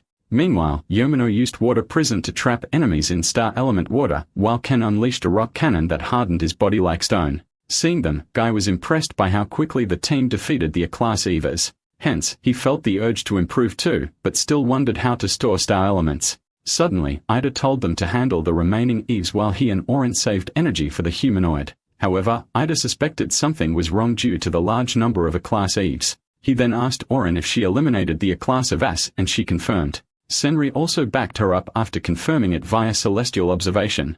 Knowing this, Ida wondered why they kept appearing and thought the S-class mother might be spawning them. Suddenly, the cave started shaking. Guy immediately asked if it was an earthquake, but Sentry seemed alarmed by something else. Using her celestial observation, she noticed a rock fell and had completely sealed the entrance. Thus, she declared they were trapped as the bedrock blocked the entrance. Suddenly, the ice throughout the cave began to crack and fall toward them. Orurin then warned that her ice star in the nest was forcibly cancelled. At the same time, Senri detected intense star elements and confirmed the presence of the humanoid. Seeing it, Konna wondered why the humanoid came from behind at the entrance. Senri then explained the nest was a maze and the humanoid freed frozen Evas to distract them. Ida also added its circle and blocked the entrance. Nevertheless, this confirms the humanoid's advanced intelligence. Hearing this, grew frustrated. He then scolded the humanoid for looking down on them. But when he tried to activate his shock and ability, nothing came out. In the next moment, his neck was suddenly snapped by the humanoid. Shocked, the others cried out Tada's name in horror. Senri then said that the nest's enemy elements blocked their powers without I-Star. Nevertheless, Ida urged them to calm down because they could still use powers using the element stones. Upon hearing this, they grabbed their stones and regrouped. Ida then noticed the humanoid hesitating, but Kana suddenly pointed out their limited element stones and asked what to do next. Faced with this, Ida considered another method despite its high star element cost. But before he acted, Guy declared that his ability might work. With that, he activated his black hole ability. As Guy absorbed enemy elements, Ida was shocked and noticed their levels dropped enough for their abilities to return. Immediately, he readied his ability and ordered a rankers and below to defend Guy from the Eves. That's because they needed Guy to maintain their ability usage. Meanwhile, the humanoid silently observed them. Ignoring this, Ida told Orurin to proceed with the plan to defeat the humanoid. After she replied yes, they quickly charged forward. Immediately, Orurin activated her ability and cast Ice Wall. The ice then spread across the floor and froze the humanoid's feet in place. With the humanoid immobilized, Ida began gathering his power. Once fully charged, he unleashed a powerful attack and struck the humanoid. As a result, he successfully sliced through its body. Witnessing the damage, Ida believed they could defeat the S-Eagle with teamwork. Meanwhile, Ritsu was amazed that Ida's compressed air slash could slice through anything. However, Ida stayed cautious and planned to slice the humanoid further. Unexpectedly, the humanoid laughed in amusement. Without warning, it struck Ida and sent him crashing into a nearby wall. Hence, Orurin reacted in shock. Meanwhile, the humanoid's severed arm began to move. Muscle tissues rapidly formed and reconnected the arm to the main body. The lower half of the humanoid also regenerated, which surprised Orurin. After its body was connected, the humanoid declared that it was hungry. Hence, it clearly identifies them as its food. Alarmed by its regeneration, Senri ordered a defensive formation. Meanwhile, Guy struggled to maintain black hole. Hence, he finally collapsed. Seeing Guy groan in pain, Senri checked his discolored hand from absorbing too many enemy elements. On the other hand, the humanoid moved swiftly and snapped Yomino's neck. In response, Ritsu attempted to activate his star scythe, but his ability failed even with an element stone.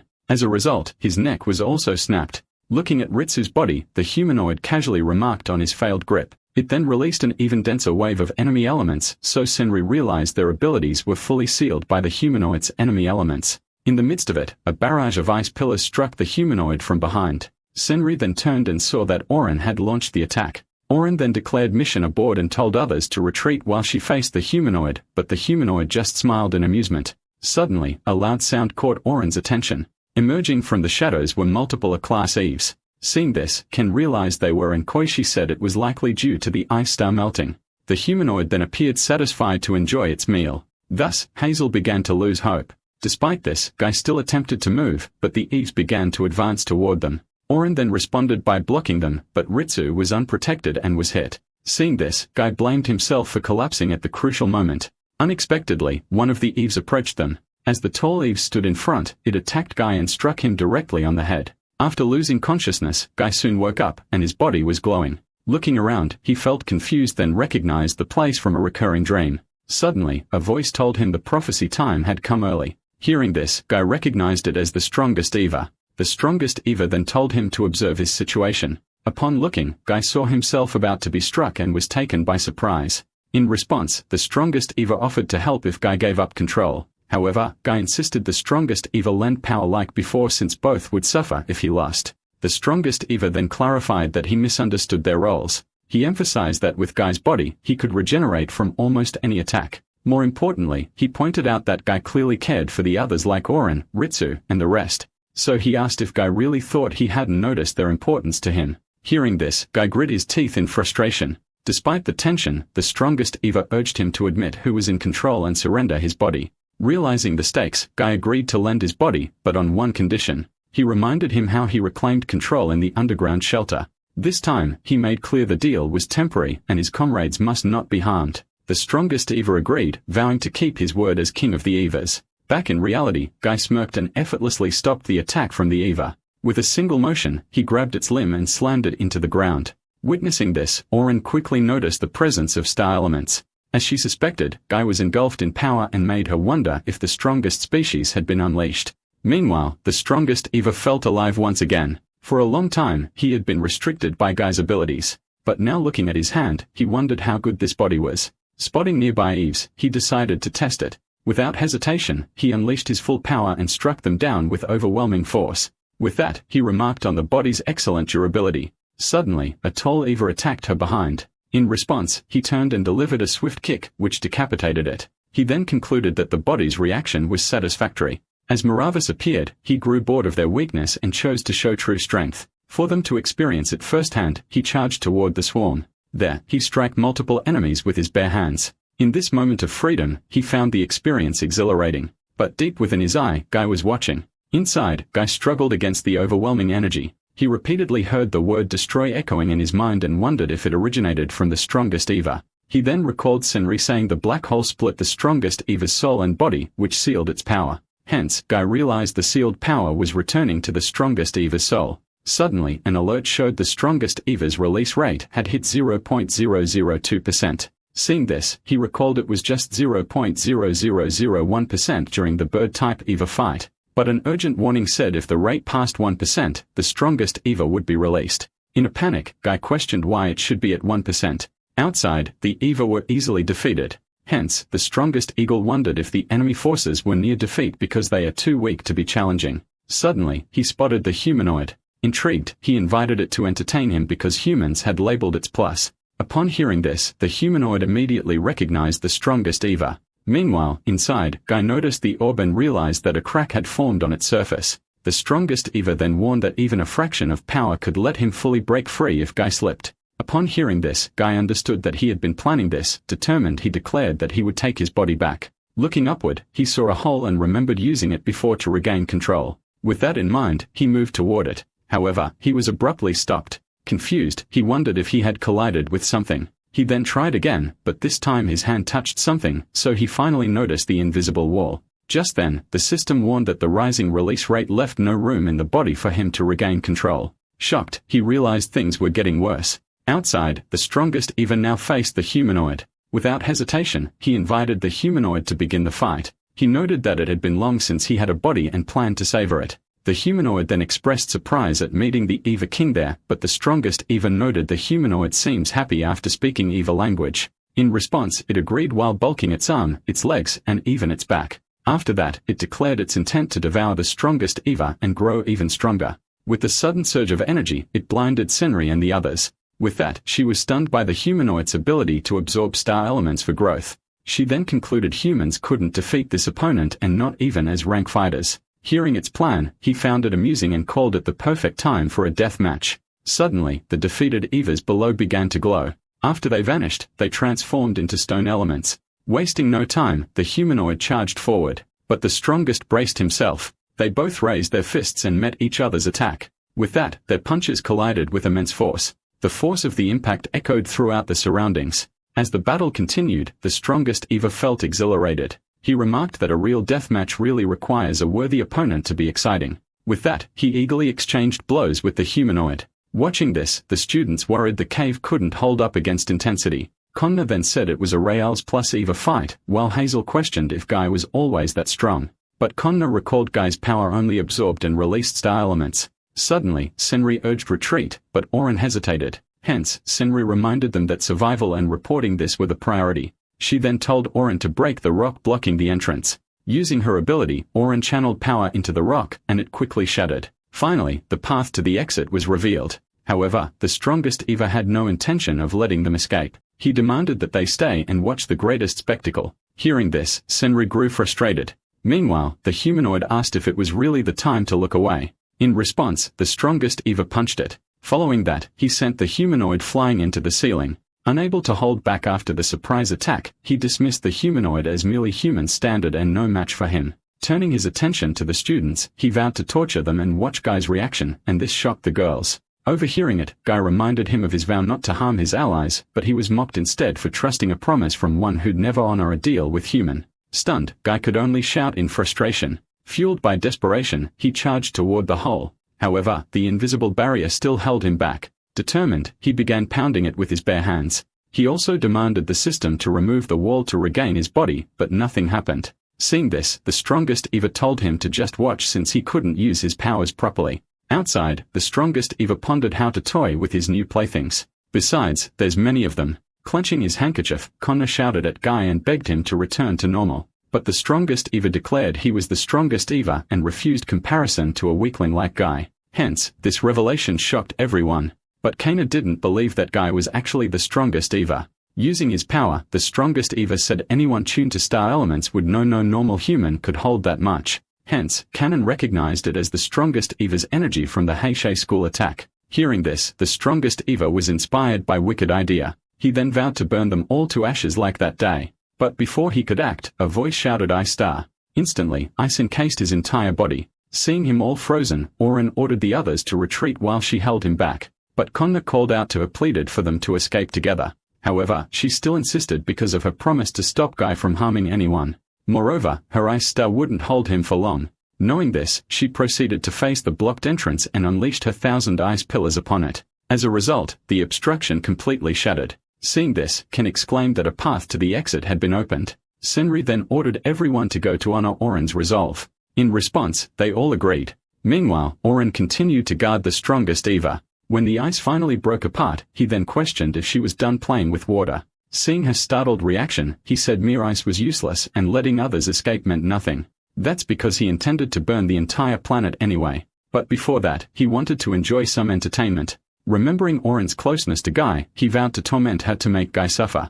Despite feeling frightened, Orurin clenched her teeth and ordered him to approach her. She then made it clear she'd stop him even if it cost her life. With that, he recognized her good star elements. He also mentioned that they were reacting to her resolve. Intrigued, he let her entertain him and unleashed more power. A system warning then showed the strongest EVA's release rate past 0.9% and would break the seal at 1%, which stunned Guy, because releasing the strongest EVA's body would mean humanity's end. While he's frustrated, the system begins initiating a countdown release. With that, Guy was left wondering how he could possibly stop it. Suddenly, system asked if he wished to activate Apex Predator reversal mode, and this confused him. So the window explained that activating the mode would consume his body and his existence, but this realization left him in disbelief. Meanwhile, Orurin continued to face the strongest EVA, but she noticed that her fading ability that relied on stopping motion would be easily cancelled by stronger foes. Realizing this, she knew only a focused breakthrough would work, but doubts arose about hitting the strongest EVA. With that, memories of Guy telling her he'll do what he can come to mind. In the end, she told herself it wasn't about ability since it was something she had to do. As she focused her energy, the strongest EVA saw her condensing star elements into one point. Finding it interesting, he decided to do the same. Using his immense energy, he slowly compresses it and manages to focus it into his fist. He then raised his hand toward Orurin and suggested to unleash it. Hearing this, Orurin realized that her own ability would be destroyed instantly if it clashed with his, but she knew better than to risk striking his concentrated power directly. However, she still needed to figure out how to create an opening. Suddenly, a rock nearby began to shift, and from within it, Ida slowly emerged. Upon seeing Guy, he confirmed that Guy was the strongest EVA. Without hesitation, he attacked Guy's body. The strongest EVA then acknowledged his effort, but dismissed him as too slow.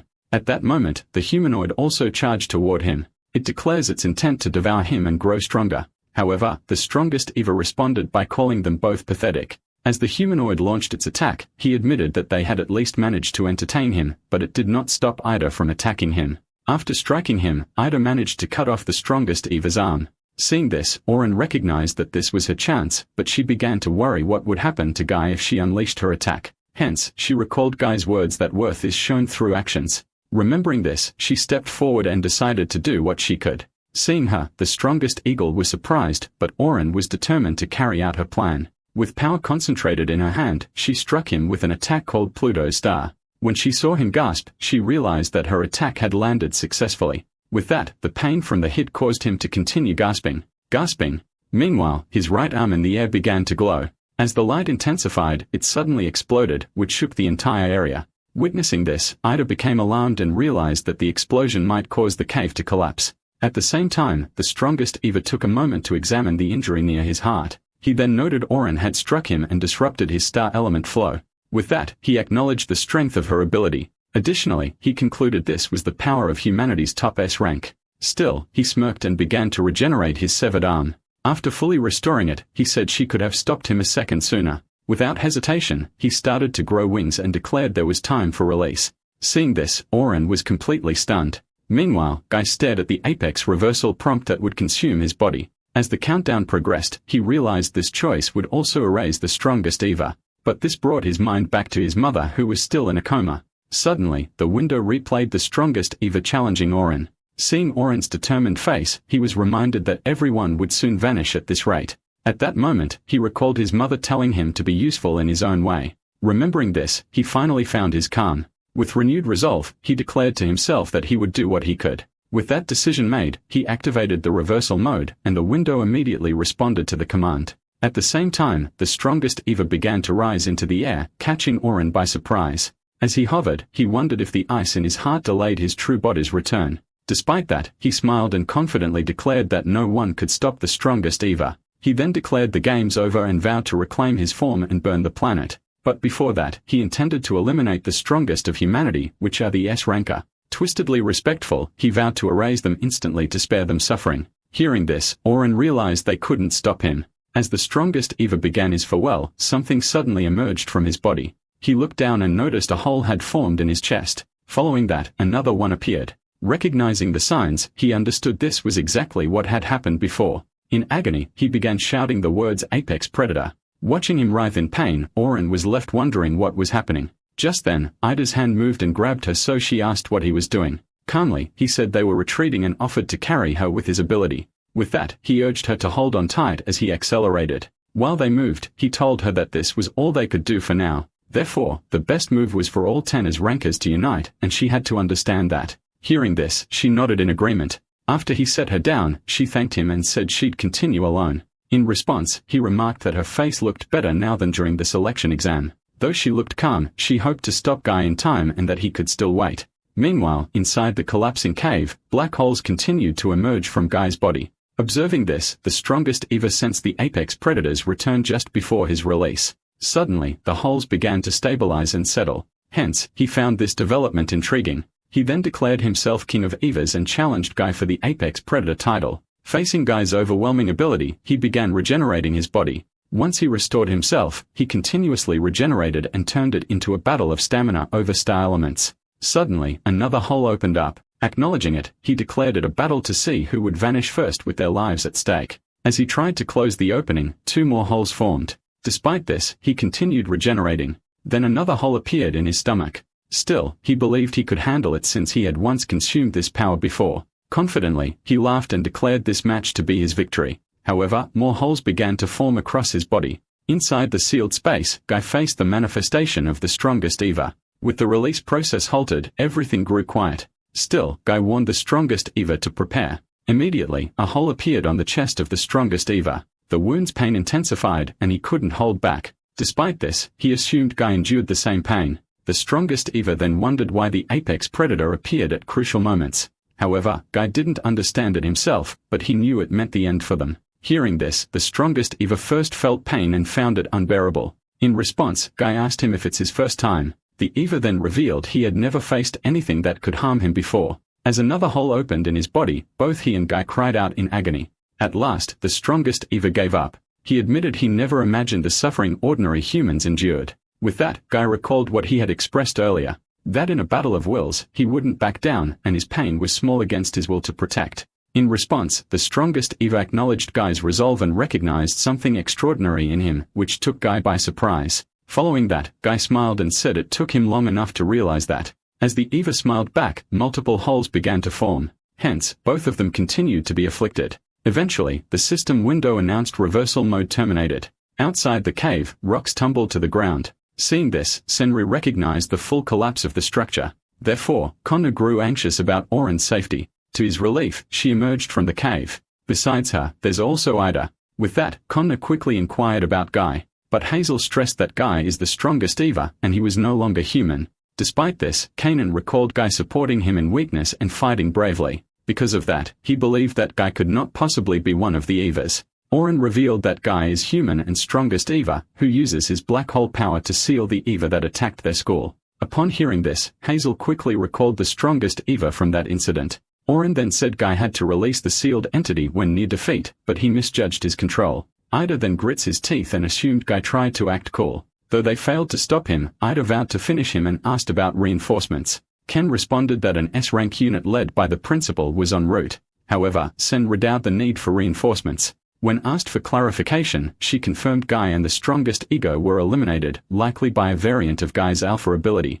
Hearing this, Orurin was shocked that Guy was also eliminated. Kana then fell and grieved, while the others stood in solemn silence. Observing this, Ida urged Kana to stand and reminded them all their duty as H students was to protect humanity. Though top rankers, none had harmed an S+ EVA and allowed themselves to be saved by unranked Guy. Knowing this, Ida vowed they'd push harder to defeat even the strongest EVAs. Hearing this, they all agreed. Despite their resolution, Orurin could not stop thinking about Guy. Memories of their time together began to resurface, especially his belief that one's worth is determined by their actions. Holding on to that thought, she began to believe that Guy might still be alive somewhere. Meanwhile, inside a mansion, a girl in a wheelchair sat by a window. There, she questioned whether the boy who had become the strongest EVA had truly disappeared. Hence, she wondered if a future different from her precognition was unfolding. Suddenly, 5 colorful streaks of light shot through her head. Realizing that a new precognition had arrived, she struggled to believe what these 5 shooting star visions are. A year after Guy's disappearance, EVAs ran rampant in District 85.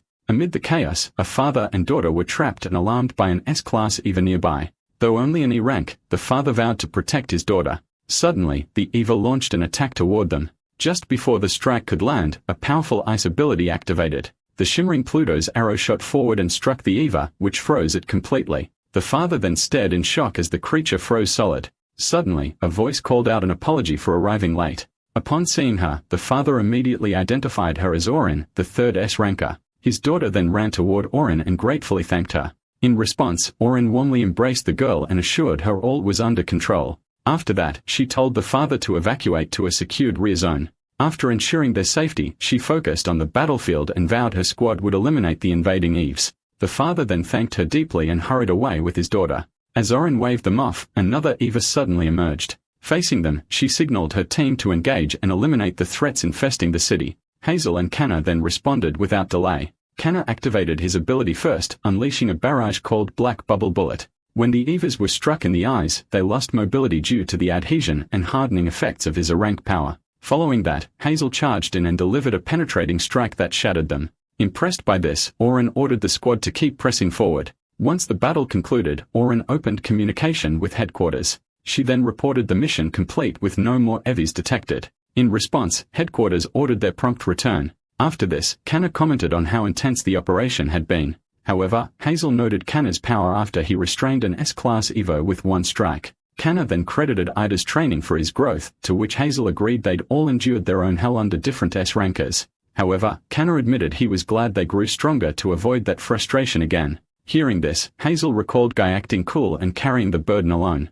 Orurin also agreed that Guy always pushed himself too hard to seem cool. Still, she believed he'd return unexpectedly, so they should build a peaceful home for now. With that in mind, she ordered them to convert the neutralized Evas into element stones. Hazel then eagerly volunteered to blast them, but Connor warned they might get caught. Meanwhile, Orurin remained focused on the frozen Eva. With that, she remembered how Eva activity surged after the strongest Eva appeared, but humanity fought back. Thanks to S-rankers training, H students' alpha abilities improved greatly. Moreover, the developed Type 1 stellars from element stones let them detect and respond to Eva-style elements. With this advancement, large-scale military operations began humanity's counter-offensive. With that, she believed they had made good progress so far. However, the prophecy warned of 5 more strongest Eves this year, and she doubted their power to face them. Suddenly, an emergency channel from S-ranker, Seiki, surprised Hazel. They were told the District 1 liberation operation had succeeded, where a joint S-ranker team eradicated the Evas in the area.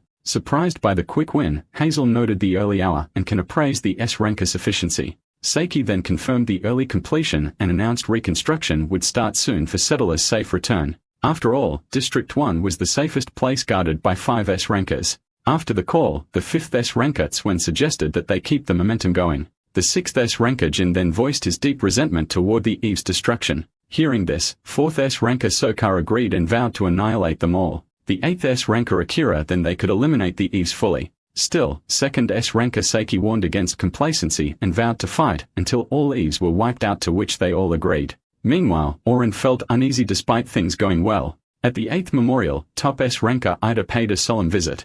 There, he gathered his fellow H students and told them to listen carefully. He marked 1 year since the strongest Eva attacked their school and killed 58 students. As they listened, he added that it was Guy who sealed the strongest Eva. He explained Guy released the Eva King to protect them, but vanished with it to stop its rampage. Knowing this, he urged them to protect humanity for Guy and the 58 lost lives. As they observed a moment of silence, JYN began to shed tears. Meanwhile, Orurin continued to believe that Guy was still alive. Just like her, Kanna and Hazel also thought about him.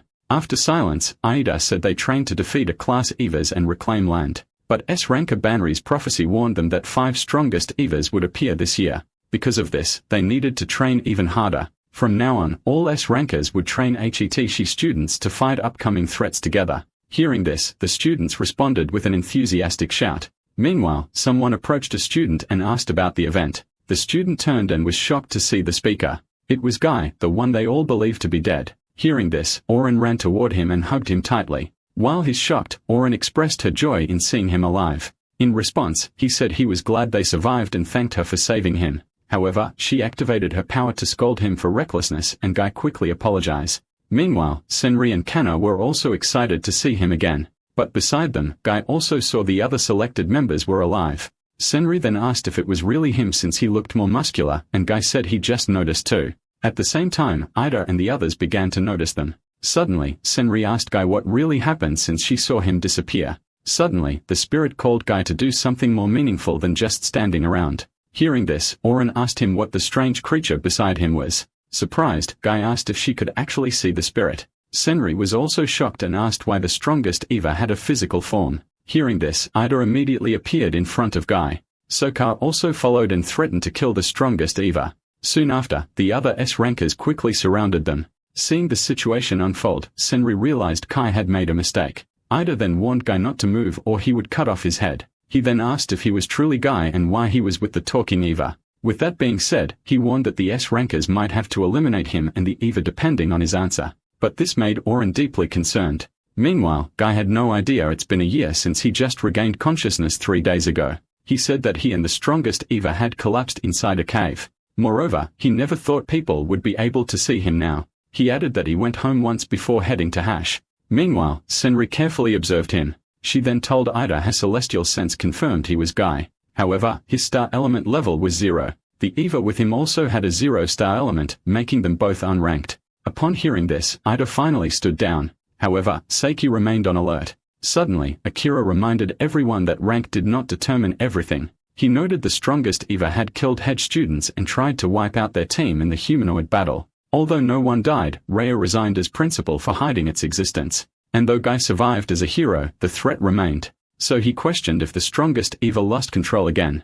They might have to eliminate it along with Guy. Upon looking at Akira, Guy noticed that he was also an S-ranker. In response, he remarked that killing him sounded interesting. So he challenged the S-rankers to try if they believed they could. Hearing this, Orurin sensed that Guy's aura had changed. She recognized the overwhelming presence the same as the strongest EVA. However, Guy snapped out of it and wondered if he'd just spoken boldly. He then immediately asked everyone to forget what he said. Still, he noticed they continued to suspect him, so he clarified that he was human. As proof, he showed them his hand. Surprised, Orurin saw the black hole vanish from his right hand and his aura returned to normal. Guy explained the black hole ability sealing the strongest eagle was gone, so he's now ordinary. However, he confirmed that the spirit beside him was indeed the strongest EVA, but it was no longer dangerous. In response, Ida asked him to show proof of this claim. Guy admitted lacking solid evidence, but remained certain deep down. Recalling Eva's words about being unique, Guy declared he is now safe. Hearing this, the spirit blushed. Suddenly, someone activated their ability, which shocked the students. Akira shouted that his explanation made no sense and vowed to dispose of him immediately. Ida tried to stop him, but he argued that with the 5 strongest EVAs arriving, they couldn't risk a potential threat in their ranks. As Guy tried to explain, he had already vanished. Surprisingly, he reappeared in front of Guy to strike him. Reacting quickly, Guy dodged the attack along with Ida and the spirit. Seeing this, Orurin yelled for him to run or he would be killed. Meanwhile, the others were stunned that Guy evaded the fast and most agile electric user Akira, but Guy himself hadn't expected to move like that. Akira then ordered him not to move, but he pleaded with him to listen first. Despite everything, he dodged again, which left him to question himself. Aside from that, he noticed that Akira's movements seemed slow. Because of this, he continued to dodge his attacks. Seeing this, the others found it fascinating because Akira's electric scalpel sharp hand chops would have killed them instantly. Meanwhile, Akira began launching thunder shocks to kill Guy. However, he dodged easily and clearly sensed the electric attack's flow. Orurin was also amazed he dodged an S-ranker's full assault. As she looked at him, he wondered how the powerless could move like that. At the same time, the spirit had already figured it out. On the other hand, Guy found it strange that the danger didn't feel threatening. Watching Akira attack him out of frustration, he even thought it was kind of fun. With that, he reached out and grabbed his hand. With that, he confirmed the electricity flowed from his wrist down, but Akira demanded he let go. So in response, he calmly told her to stop struggling. As he held him, he declared that he had no intention of fighting. Surprised, Akira suddenly saw a pair of eyes. Following that, the full form of the strongest EVA appeared before him. In response, he fell to his knees in shock. Seeing this, Guy immediately asked what was wrong, but the others were also confused since all they saw was him holding Akira's arm. Suddenly, the spirit told Guy he had suspected it, and now knew for sure. He revealed that their bodies and souls had become intertwined. He explained their souls partially resided in each other's bodies. Still confused, Guy asked what that meant. The spirit then revealed that Guy was now essentially a strongest EVA himself. Shocked by this, Guy said he no longer needed their trust since he was now a target. Upon hearing this, Seiki ordered Guy to stay still so he could restrain him. While Guy was caught in a tense situation, a voice suddenly ordered them to stop. In response, Seiki asked who it was and noted they were in the middle of an important survival discussion.